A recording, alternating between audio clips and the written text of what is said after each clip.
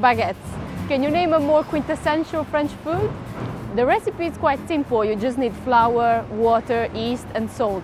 Yet here in France, it's not just any loaf of bread that anybody can make at home. We're in Paris, in the 14th district, and we're about to meet with Mahmoud Msedi. He's an artisanal baker, son of a baker, who's been making bread basically ever since he can remember. This is his shop. Let's walk in. Mahmoud is a master of bread. Look at this giant loaf. He even won an award for the best baguette in Paris. What he's going to show us is not your average baguette, but the baguette tradition, which is a baguette made on site with simple ingredients. La baguette tradition est différente parce qu'elle a un procédé différent des autres pains en fait. C'est quelque chose qu'on ne peut pas faire vite. Si on ne respecte pas le temps, eh ben, on n'aura jamais une bonne tradition. Et c'est pour ça qu'elle est unique et c'est pour ça aussi qu'elle est connue. Making a baguette is much more complex and time-consuming than you'd think. Every step requires inside knowledge, skill and expertise. It all starts with the dough.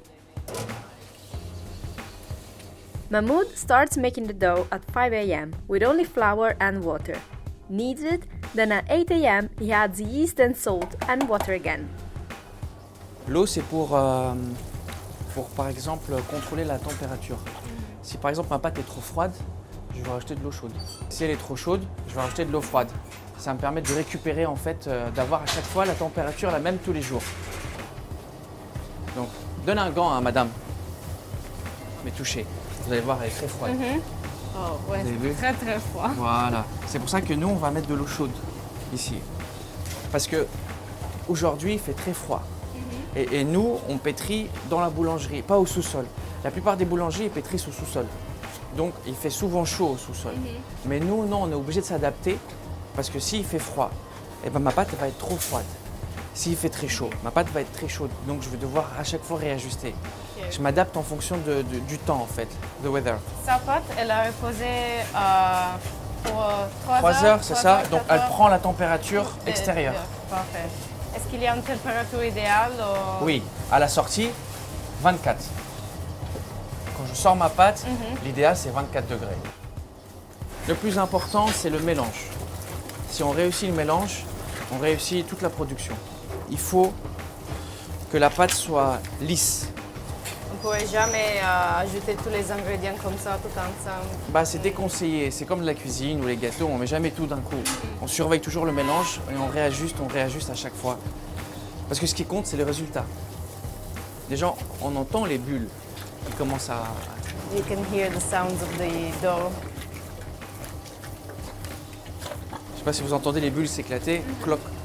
Combien de temps il faut, selon vous, pour apprendre à connaître la pâte? Moi, j'ai eu la chance, c'est que mon père, il est boulanger. Donc, j'ai grandi dans le milieu. Donc, je l'ai regardé quand j'étais petit travailler. Donc, c'est devenu une habitude maintenant. Mais sinon, un bon boulanger, il lui faut au moins 10 ans d'expérience. Voilà. Et vous m'avez juste dit que vous êtes en train d'ouvrir une autre boulangerie au Canada. Oui. Est-ce qu'il y a... Bon, bien sûr, il y a des différences de température. Oui, ça va être nouveau pour moi. Ce sera une expérience pour moi. Je sais qu'il fait très très froid au Canada, que par exemple, il y a des jours où il fait moins 10, moins 20 peut-être. On n'a jamais ça à Paris. Donc ça va être nouveau pour moi. Il va falloir faire chauffer l'eau avec la casserole. Donc là, vous voyez, elle ne colle pas sur le bord. C'est arrondi. Vous pouvez toucher. C'est mou et à la fois ferme. Ok. Oh, ouais, c'est vrai. L'extérieur, c'est très ferme, mais on a... Et en même temps, c'est comme une balle. Oui, Voilà. Oui. Vous pouvez taper, vous voyez, c'est dur et en même temps, c'est mou. Oui. C'est vraiment comme ça. Oui. Donc ça veut dire que mon réseau, il est constitué et en même temps, c'est moelleux. Donc là, à la fin, je vais avoir une tradition avec une belle croûte parce qu'elle est dure et en même temps, ça sera moelleux à l'intérieur. Ça, c'est très très bien. Donc nous, on va mettre un petit coup de deuxième pour lui donner un peu plus de force. Vous entendez? Là, il y a des bulles d'air qui se forment et elles vont éclater. Et c'est comme ça qu'on sait que la pâte, elle est prête.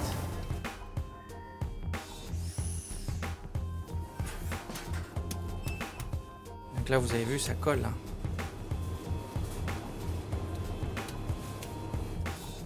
Voilà. On va la laisser se reposer. Là, il y a une bulle d'air. C'est ce qu'on trouve dans les tradis après. Voilà, on va trouver. Et donc, ce qui fait la différence, c'est qu'il y a beaucoup de gens qui ont des bulles d'air, soit toutes petites. Moi, on va avoir toutes les tailles. Vous allez voir après, quand on ouvrira une, on aura des petites, des grosses, des moyennes, toutes les tailles. Est-ce qu'il y a un message Quand c'est petit, c'est comme tout le monde. Quand c'est irrégulier, c'est personnel. C'est pour ça que la tradie, on la trouve. La mienne, on ne peut pas la trouver ailleurs. Vous ne pouvez pas contrôler la taille des bulles d'air? Je ne peux pas contrôler, mais je peux faire en sorte d'avoir des bulles irrégulières. Ça, c'est un de mes secrets, ça. When the dough is ready, it rests for 1 hour. Then it is taken out in small batches. Donc les gens font avec la farine, nous on fait avec l'eau. C'est plus propre et c'est les anciennes méthodes. Pourquoi pas de farine? Parce qu'on meilleur. va modifier l'harmonie des ingrédients. Si on fait avec la farine, on va baisser le taux d'hydratation. Donc c'est comme si on aura mis moins d'eau parce qu'on aura augmenté de la farine. Quand on farine, quand on sort avec la farine, tous ces petits gestes, si à chaque fois on met de la farine, eh ben on va perdre en hydratation et donc on aura moins de bulles. On va casser en fait le réseau à chaque fois. Donc c'est pour ça qu'on fait avec de l'eau pour protéger le réseau au maximum. Regardez, vous avez vu les bulles? Oui. Elles sont déjà là. Ok. Et c'est pas les mêmes tailles. Ça, c'est ce qu'on va retrouver dans le pain après. Et donc là, on retrouve, comme tout à l'heure, c'est bombé et en même temps... The batches of dough will be left to rest until the following day, while batches from the day before are going to be cut in pieces and shaped. This is when the dough starts to resemble a baguette. On peut le faire à la main, mais ça prend beaucoup de temps. Ah, ok. Et quand on fait à la main, on chauffe la pâte.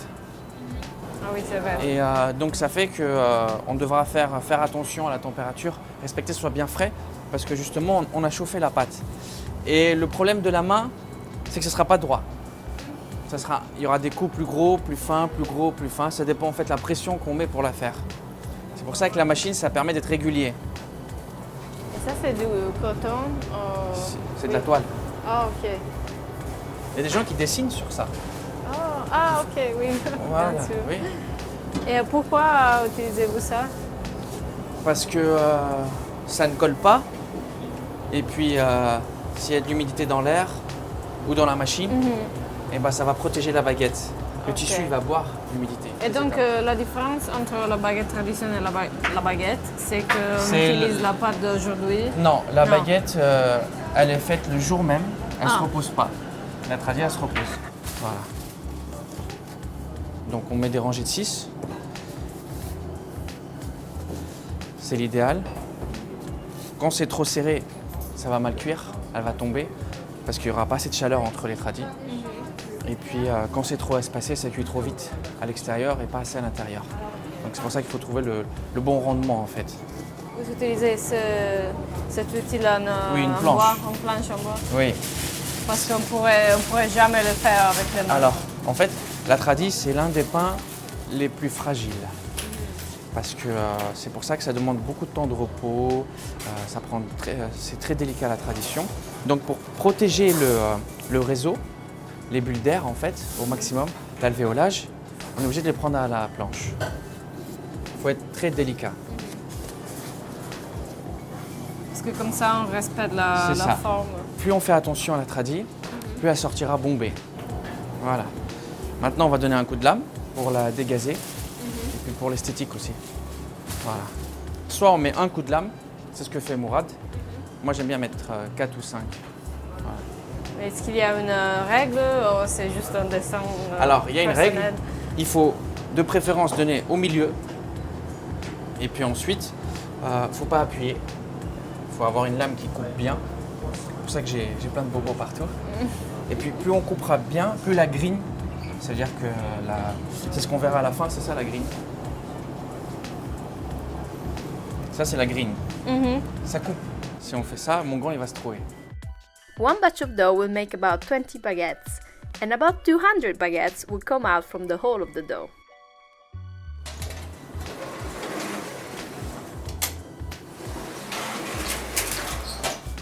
La température est-elle importante aussi? 270. C'est important, oui. Si c'est pas assez chaud, ça sera plat. Si c'est trop chaud, ça va cramer trop vite. C'est pour ça que tout le monde pense que c'est facile de faire du pain, mais faire du bon pain, voire du très bon pain ou de l'excellent pain, c'est très difficile. Ça a bien gonflé, Ça a hein? bien gonflé. C'est bon, vas-y, allez, vas-y, sors. Voilà, c'est joli.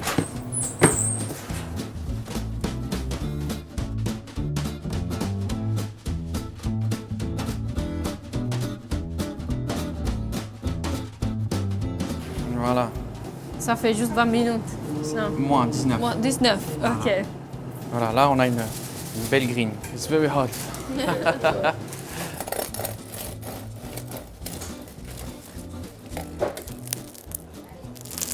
Est-ce qu'on cherche un son particulier? On sent que ça croustille bien, donc c'est que la croûte est bien épaisse. Et puis en même temps, on sent que c'est moelleux. C'est ça le pire. C'est que quand on touche, c'est moelleux, mais en même temps, ça fait un bruit de craquement. Elle a gardé sa forme. C'est Elle vrai. n'est pas restée aplatie, elle a gardé sa forme. Voilà. Donc vous avez vu les bulles, c'est pas la même taille. Donc on a toutes les tailles. Petites, grandes, moyennes. La mi teint vers le jaune. Ça c'est dû à la fermentation. Et puis donc on a une croûte qui est assez épaisse, assez dure. Et à l'intérieur, c'est très moelleux, très tendre. Et là, on sent bien le froment, le blé français. Vous voulez sentir? Oui. Waouh. Vous pouvez toucher, hein, vous allez voir, c'est très moelleux. Ah oui, c'est vrai. So soft inside. Voilà. Wow. Et là, c'est très dur. Ouais. Voilà. Il y a aussi quelque chose qu'on peut faire, ça, quand on voit ça, c'est que c'est très aéré à l'intérieur. On arrive à voir à travers. Donc il y a de l'espace pour la lumière de Voilà. passer. C'est quand on a ça, c'est qu'on a un réseau de bulles à l'intérieur. Waouh, Quand on voit la lumière. incroyable. Il faut qu'il fasse un petit peu plus sombre parce qu'il y a beaucoup de lumière ici. Si j'éteins la lumière, Oh. vous avez vu? C'est beau, hein? C'est pour ça que la tradi, elle est bonne à manger, même pour la digestion. Elle est facile à digérer. Contrairement aux autres pains, on a beaucoup de mie et donc on se sent lourd. Alors que la tradi, non. Vous voyez, il n'y a rien. Il n'y a rien dedans. Parce que la baguette c'est très grand, mais en fait Oui. c'est Il y a plein rien. d'air. Il y a plein d'air dedans. Voilà. Quand c'est bien fait, hein. Quand c'est pas très bien fait, on a beaucoup de mie dedans et on retrouve pas après là ce qu'on va voir les bulles.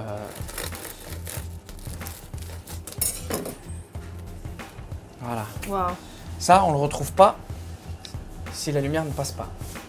On aura des mie et c'est pas bon pour la digestion. Ça serait blanche. Oui. Ah. Vous avez vu les belles alvéoles? Yes, c'est vrai, ce sont tous irréguliers. C'est ça. Ça, c'est ma signature. Vous voulez goûter? Il est temps, hein? Ah, merci. Pour vous aussi. Merci. Donc là, on sent bien le blé. Et quand on touche, c'est humide. On dirait que c'est mouillé. Ah, ok, c'est vrai en fait. Ouais, on dirait que c'est mouillé. Ça c'est l'air qui C'est donne cette, l'eau aussi que je mets dans le pain. Donc le taux d'hydratation que j'avais dit tout à l'heure, Ok. si on réussit à le préserver, et ben ça fait qu'on a une mie qui est humide.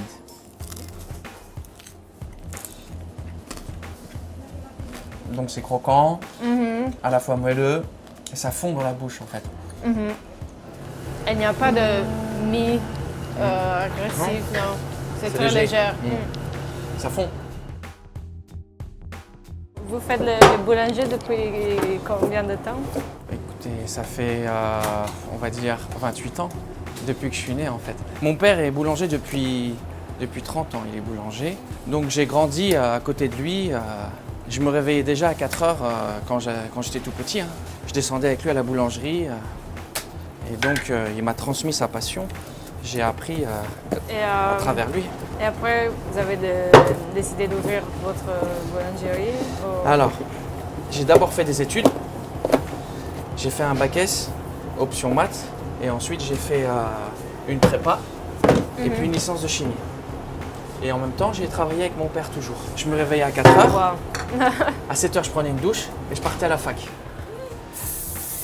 Est-ce qu'il faut, il faut vraiment une connaissance de la chimie ou... Ça m'a aidé. En fait, la chimie, la prépa, toutes mes études m'ont permis de mieux comprendre ce que je fais en fait. Parce que je sais qu'il y a des réactions qui se passent, il y a des choses qui sont importantes, des détails. Les pesées, les dosages, les mélanges, tout ça, c'est des choses qui font partie de la chimie que nous, on nous a enseignées, qui ont une importance énorme. Alors que je pense que certains boulangers n'ont pas cette notion d'importance pour ce genre de détails. J'ai des amis qui me disent je suis le boulanger chimiste. Ils m'ont donné un surnom. J'ai vu ici que vous avez les deux drapeaux. Oui, Est-ce qu'il est important pour vous d'avoir ce double héritage? oui. Pour moi, c'est une chance d'avoir deux nationalités, deux cultures différentes. Le fait d'être tunisien et d'être aussi français, et puis d'arriver là où je suis, d'être l'un des meilleurs boulangers de Paris, il n'y a pas mieux, il n'y a pas mieux. Je suis très fier.